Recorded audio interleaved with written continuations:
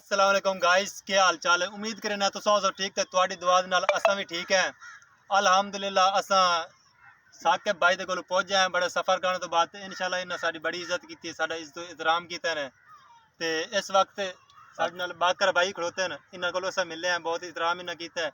ते मजे की गल है कि यासिर भाई ते जुग्गी भाई इस वक्त मजे की गल कीता है मतलब यार ठीक है यार व्लॉग बढ़ चलना है यार। मतलब वो कोई नहीं है पे इस गलो असां थोड़ा जे परेशान भी है।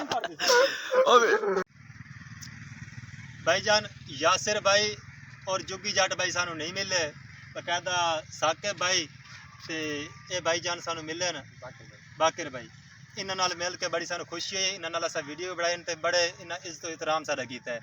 इंशाल्लाह नेक्स्ट टाइम आवांगे तो हो सकदा सानू जुग्गी भाई और यासिर भाई मिलणगे ते उन्हां नाल भी वीडियो बनावांगे।